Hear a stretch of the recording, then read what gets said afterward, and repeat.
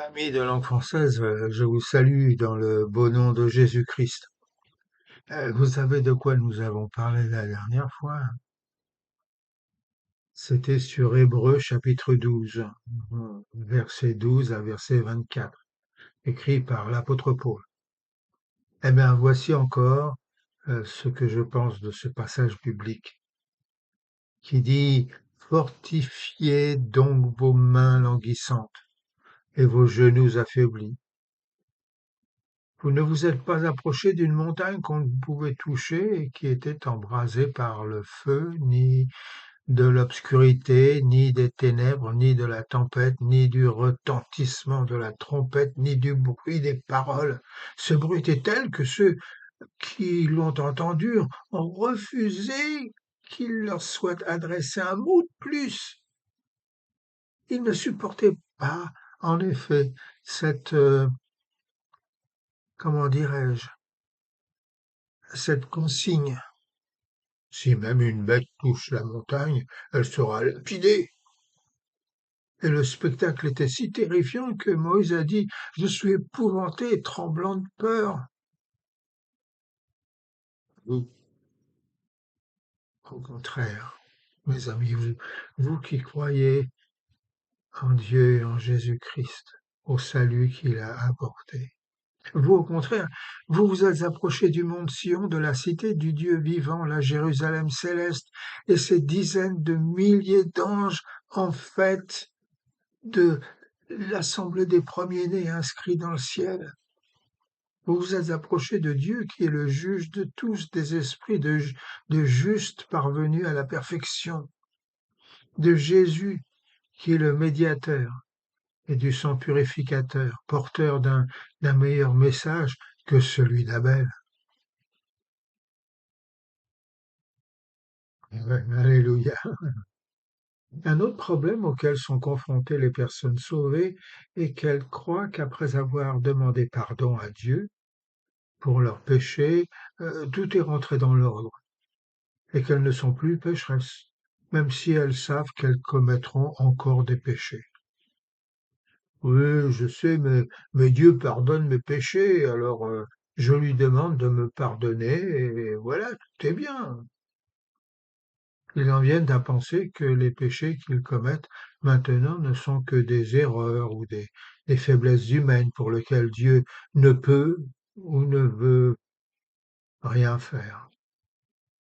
Mais si vous voulez entrer dans la vie de sainteté, vous devez sincèrement regretter vos péchés et comprendre qu'en commettant d'autres péchés, vous brisez le cœur de Dieu et enfoncez les clous plus profondément dans les précieuses mains de votre Seigneur Jésus-Christ.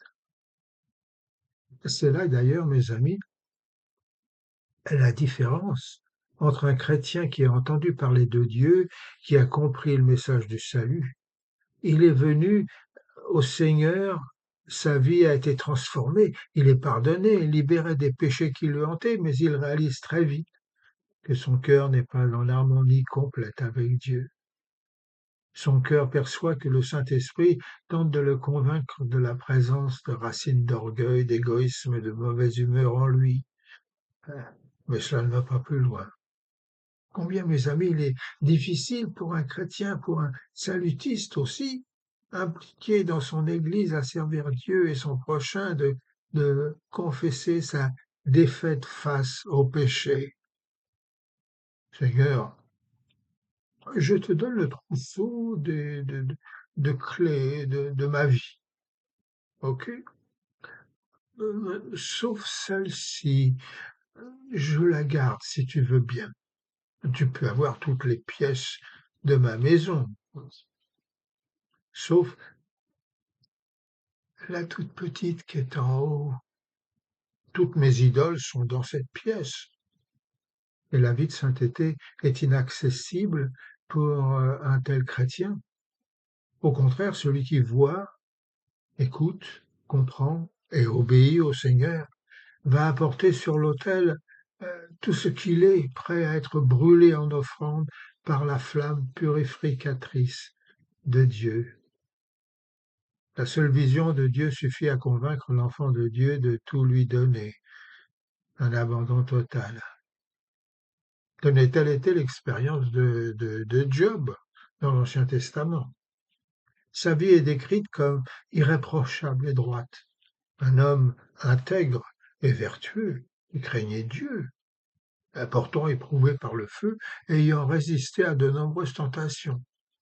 Job déclare: Mes oreilles avaient entendu parler de toi, et maintenant mes yeux t'ont vu.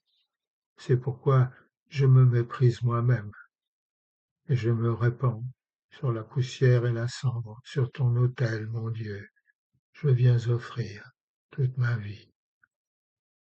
Peut-être que quelqu'un ici a des difficultés dans sa vie chrétienne, car il y a une chose que vous n'avez pas mise en conformité avec la volonté de Dieu, non? Car vous voyez, il faut une obéissance totale pour entrer dans la vie de sainteté. Laissez-moi vous donner un autre exemple. Le général Naaman de l'armée syrienne. Il n'aurait pas été guéri de sa lèpre s'il s'était plongé seulement 6 fois dans la rivière du Jourdain, alors que le prophète lui avait dit: Tu dois aller 7 fois dans la rivière du Jourdain. Et après 6 fois, oh, il en a marre, voilà. Et son esclave lui a dit: Mais général, il a dit 7 fois. Faites-le. Oh, ok. Le général Naaman alla 7 fois dans la rivière du Jourdain, et sa peau fut purifiée de la lèpre. Vous savez, pour entrer dans la vie de sainteté, euh, il faut, c'est vrai, l'obéissance, mais aussi il faut la foi. Si nous confessons tous nos péchés, abandonnons notre vie à Dieu et désirons vivre une vie de sainteté, alors nous recevrons cette bénédiction par la foi. Laissez-moi vous donner un autre exemple. Là où les disciples n'avaient pas pris de poisson, eh bien au même endroit, le filet s'est rempli.